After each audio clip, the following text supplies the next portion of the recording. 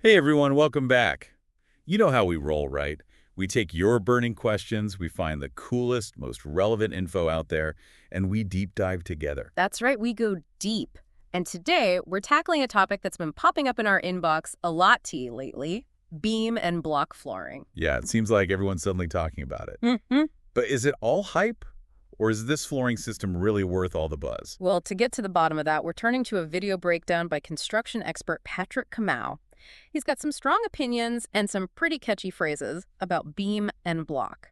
So, buckle up, folks. We're about to go on a deep dive. Before we get into Patrick's take, maybe we should give everyone a quick overview of beam and block flooring. Yeah, that's a good idea. So imagine, right, you're starting to build a house, you've got the foundation laid out, and now it's time for the floors. Okay, got it. Foundation's in. What's next? With beam and block, instead of traditional timber framing, you use precast concrete beams. Precast, meaning they're made off-site, right?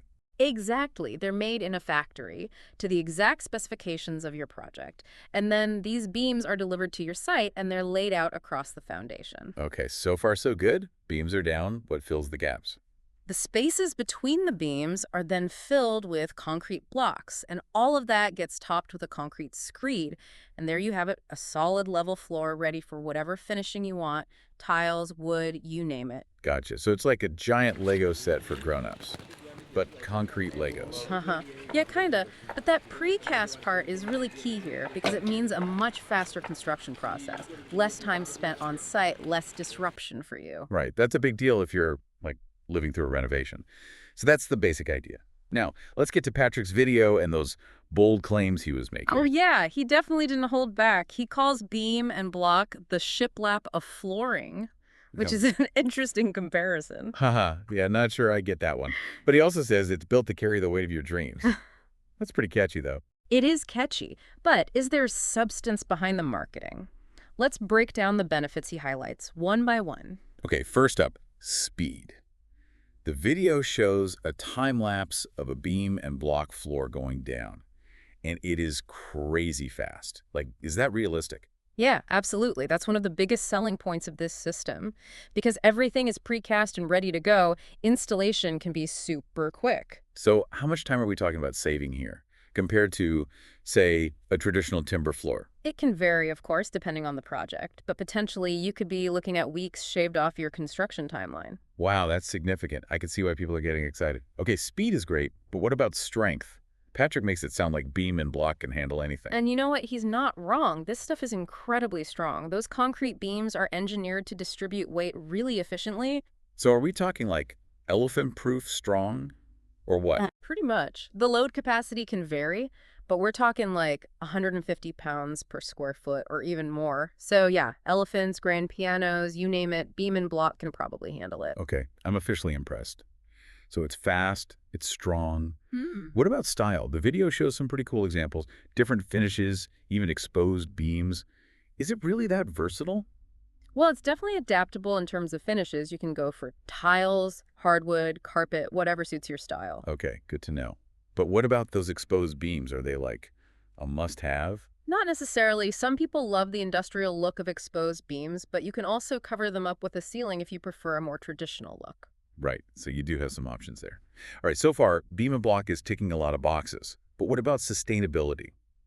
Patrick kind of touches on that in the video. Is precast concrete actually a good choice for eco-conscious builders? That's a really important question, and honestly, the answer isn't black and white. Meaning there are pros and cons. Exactly. On the one hand, the precasting process itself is very efficient. Less waste on site, controlled conditions, all that good stuff. Okay, that sounds promising. What's the catch? The catch is concrete itself can have a high carbon footprint. So it really depends on the specific manufacturer and their practices. So what should homeowners be looking for? Are there any, like, certifications or labels that indicate a more sustainable concrete product? Absolutely. You'd want to look for manufacturers who use recycled aggregates in their concrete mix, for example, or those who have certifications like LEED or BREEAM, which means they meet certain environmental standards. Okay, good to know. So it's not just about choosing beam and block. It's about choosing the right beam and block supplier. Gotcha. Now let's talk about the elephant in the room. Cost. Right, because everyone wants to know, Okay. is this going to break the bank? Exactly. And Patrick's video kind of glosses over that aspect. He talks about saving money without compromise, which sounds a little too good to be true. It can be very tempting to believe that, but the reality is a bit more complex. While beam and block can be a cost-effective option, there are some potential hidden costs that homeowners need to be aware of. Oh, okay, spill the tea. What are these hidden costs? Well, for one thing, you'll likely need specialized labor to install beam and block. You can't just hire any old contractor for this. So that means higher labor costs. Potentially, yes. Sure. And then there's the transportation costs. Those concrete beams are big and heavy, so getting them to your site can be expensive, especially if you have limited access. Right, that makes sense. So it's not just about the upfront cost of the materials. There are these other factors to consider as well. Exactly. And there's another thing that Patrick doesn't really address in his video, which is potential downsides. Downsides, you mean like what could go wrong? Well, not necessarily go wrong, but there are some things to keep in mind, like site access, for example. You need to make sure those large beams can actually be delivered to your building site.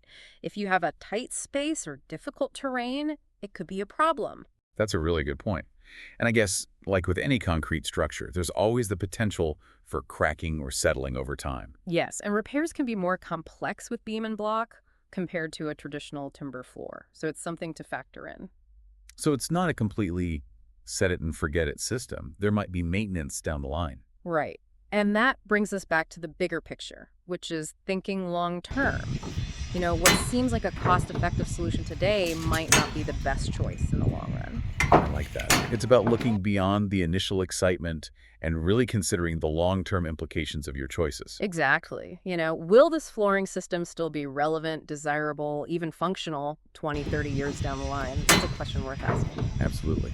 So to sum it all up, beam and block has a lot of potential benefits. Speed, strength, even style, if it's your thing.